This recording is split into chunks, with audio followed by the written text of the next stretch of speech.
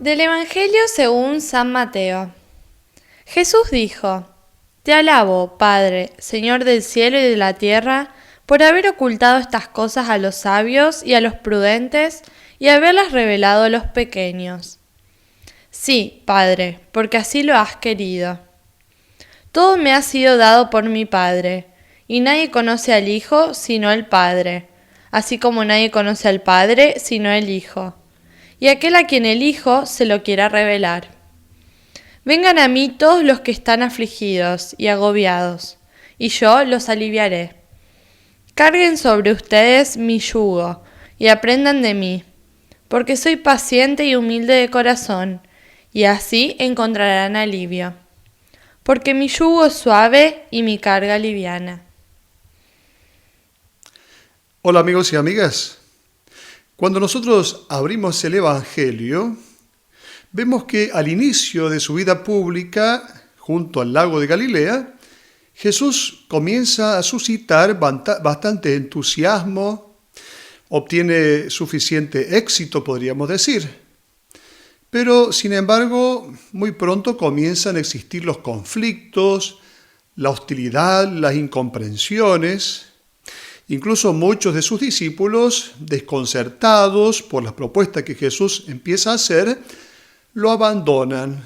Jesús tiene éxito como curador, tiene éxito cuando realiza milagros, pero cuando luego hace su propuesta, cuando Él expresa el camino por el cual el hombre encuentra la felicidad, ya muchos empiezan a sospechar de Él y empiezan a abandonarlo.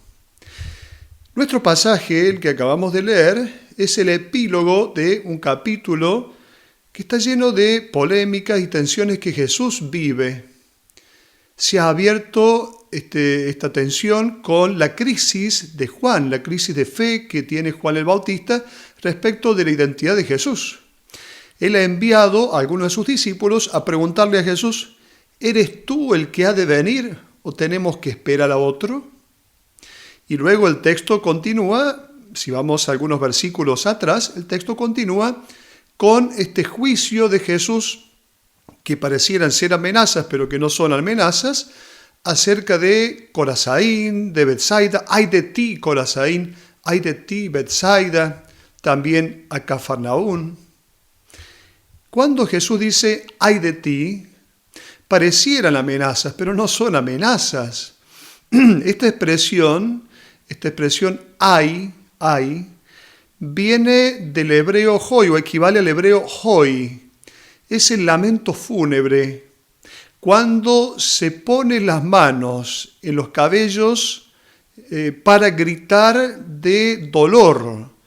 Esto es el hoy. Es el suspiro o el quejido, el dolor, la pena, el llanto fúnebre. Este es el dolor de Jesús.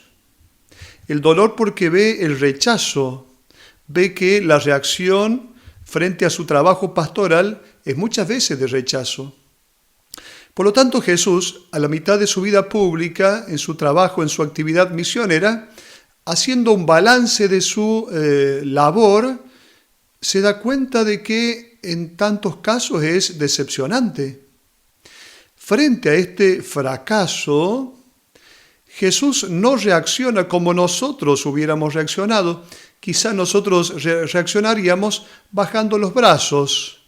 Jesús, ¿qué hace? Se alegra y bendice al Padre por lo que Él sigue haciendo. Da gracias, bendice al Padre. Te alabo, Padre, Señor del cielo y de la tierra. Jesús es capaz de ver no la parte que le falta al vaso, sino la mitad llena del vaso. Jesús no se detiene en la mitad vacía, sino en la mitad llena del vaso. Te alabo, Padre, comienza diciendo Jesús. Una alabanza al Padre. Esta expresión Padre aparece 181 veces en los Evangelios, siempre en boca de Jesús, excepto alguna vez cuando Felipe dice a Jesús: muéstranos al Padre y eso nos basta. Jesús lo llama Padre porque es un Padre que solamente dona vida.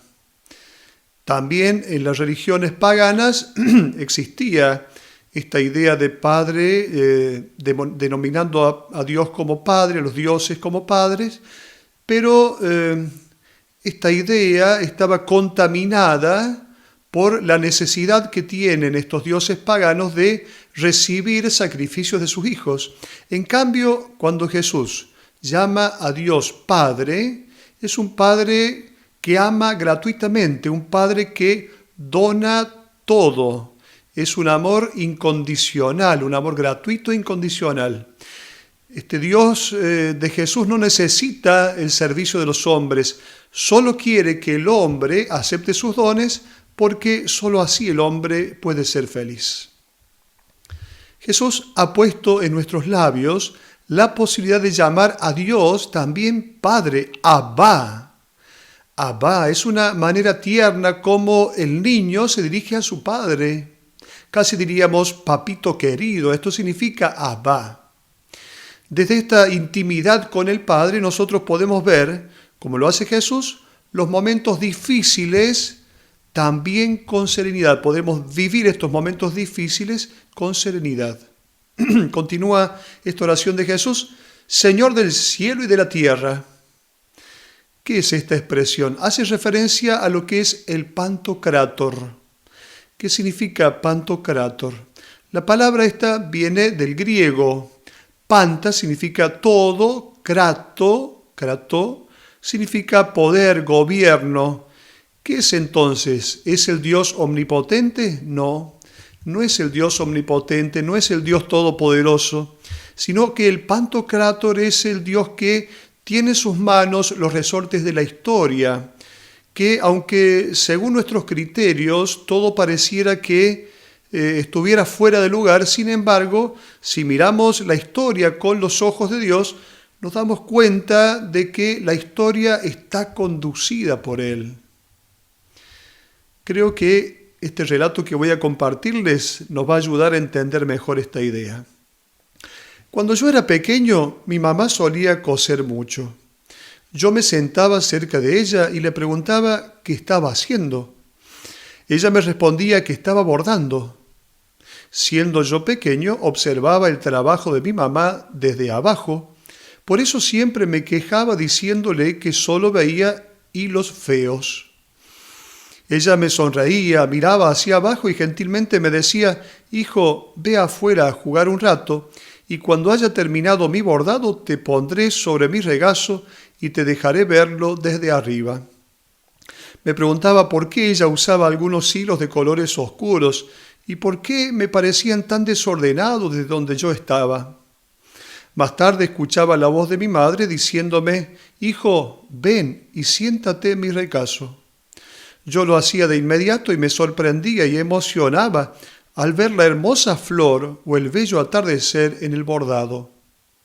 No podía creerlo. Desde abajo solo veía hilos enredados. Entonces mi mamá me decía: hijo mío, desde abajo se veía confuso y desordenado, pero no te dabas cuenta de que había un plan arriba. Yo tenía un hermoso diseño. Ahora míralo desde mi posición, qué bello que es. También nosotros a Dios muchas veces podemos decirle: Padre, ¿qué estás haciendo? Y Dios puede respondernos: estoy bordando tu vida. Y nosotros podemos seguir diciéndole: pero todo esto se ve confuso, se ve desordenado. ¿Por qué hay hilos oscuros y no son tan brillantes? Y el Padre puede decirnos: hijo mío, ocúpate de tu trabajo, que yo sé lo que estoy haciendo. Y cuando vengas al cielo te diré entonces, poniéndote en mi regazo, te diré cuál era mi plan y podrás ver mi plan desde mi posición. Entonces sí podrás entenderlo. Continúa el texto diciendo: gracias, Padre, por haber ocultado estas cosas a los sabios y a los prudentes y haberlas revelado a los pequeños. No es que Dios lo oculte a propósito, solo que los sabios y los prudentes o entendidos, son aquellos que no pueden aceptar la sabiduría de Dios porque son autosuficientes, porque son autorreferenciales. Encontramos aquí entonces que Jesús bendice al Padre por dos razones, una negativa y otra positiva. Jesús quiere revelar. Revelar significa sacar el velo, dar a conocer. Pero esta manera que Jesús tiene de dar a conocer no es una imposición. Por lo tanto, los pequeños pueden aceptar esto que Jesús quiere dar a conocer. Para conocer al Señor es necesario reconocer la propia debilidad, la propia pobreza. Te doy gracias porque has revelado a los pequeños estas cosas. A los pequeños, a los niños, no ignorantes, los niños. La existencia del niño no está completa. El niño necesita que alguien le ayude a completar su existencia. Recordemos en el diálogo de Jesús con Pedro, cuando Jesús le dice a Pedro, tú eres el Mesías, el Hijo de Dios vivo, ¿qué le va a responder Jesús? Feliz de ti, Simón, hijo de Jonás, porque esto no te lo ha revelado ni la carne ni la sangre, sino mi Padre que está en el cielo. Es la revelación del Padre. ¿Qué sucede con los escribas? ¿Qué sucede con los rabinos de Israel? Ellos han sido instruidos hasta en los más mínimos de los detalles de la ley.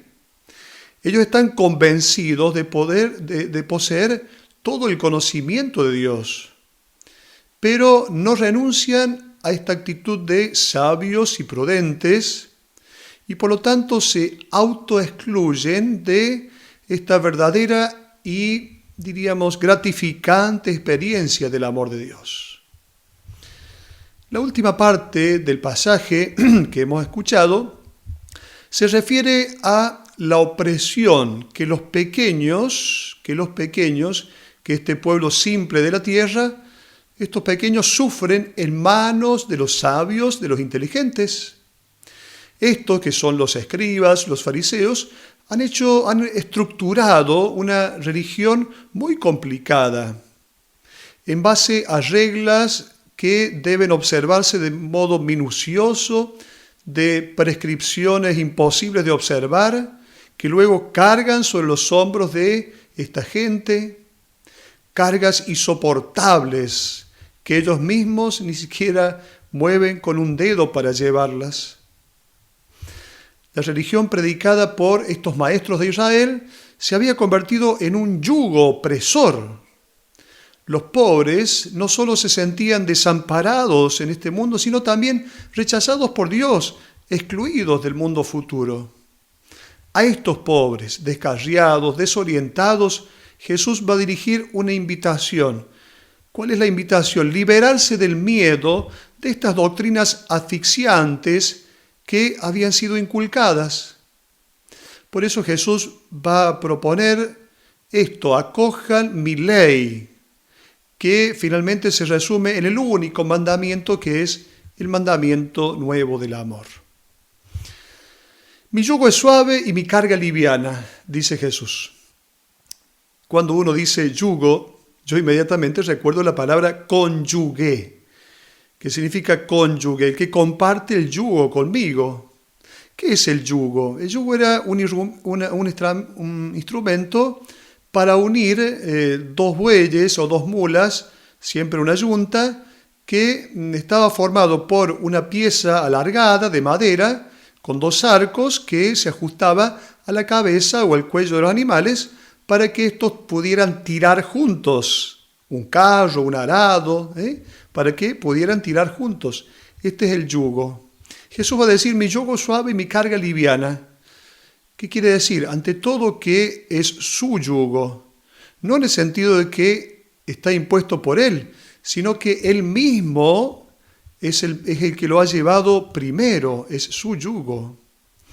La palabra de Dios está pensada para hacer feliz a las personas, no para oprimir a las personas. Muchas veces nos damos cuenta de la existencia de tantas tradiciones que tienen más olor a obligación que suave aroma de amor. Lo que se hace por obligación sin el suficiente amor termina por no hacerse o termina por simplemente hacerse mal. Jesús va a decir, soy paciente y humilde de corazón. Esta palabra, praeis, paciente, manso, tranquilo, agradable, nos hace acordar de la bienaventuranza de Jesús. Dichosos los mansos porque heredarán la tierra. ¿Qué quiere decir esto? La palabra manso a menudo puede interpretarse mal, con algunas connotaciones negativas. A veces puede ser que la gente vea como manso a alguien que es como una alfombra que se pone en la puerta, sobre la cual todos pasan y todos pisan, para que la gente camine sobre ellos. De hecho, hay un diccionario que define esta palabra como diciendo sumamente sumiso, aquel que no tiene ánimo, aquel que es domado. De hecho, cuando domamos un animal, por ejemplo, cuando se doma un caballo, se dice ha pasado de ser salvaje a ser manso. Por eso estas connotaciones. Sin embargo, tenemos que ver que Jesús mismo es descrito como manso. Pero Jesús acepta los desafíos a los fariseos y luego tira las mesas de los cambistas en el templo. Entonces, ser manso no debe ser confundido con ser tímido. Un espíritu tímido es lo opuesto a manso. La tranquilidad que acompaña la mansedumbre es el resultado de la confianza que uno tiene en el Señor. En cambio, la tranquilidad de la timidez es el resultado de la falta de confianza en sí mismo. El manso no se aparta de los problemas del mundo, al contrario, los enfrenta, pero solo con la espada de la paciencia y la espada de la prudencia. Y así encontrarán alivio. Este alivio es el descanso, esto que todos necesitamos y todos buscamos. ¿A qué descanso hace referencia? Aquel que se deja sacar de la esclavitud de Egipto. Se refiere al éxodo de ciertas tradiciones para entrar en la tierra prometida de la palabra que libera. Carguen sobre ustedes mi yugo. En el Antiguo Testamento, ¿qué era el yugo? Era la Torá.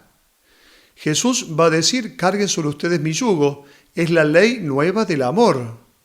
Este yugo es posible de ser llevado porque lo llevamos con Él y lo llevó Él primero. Es un yugo adaptado, suave, ligero. Es un yugo posible de ser llevado. ¿Por qué? Porque fuimos hechos por amor y para amar. Hasta la próxima.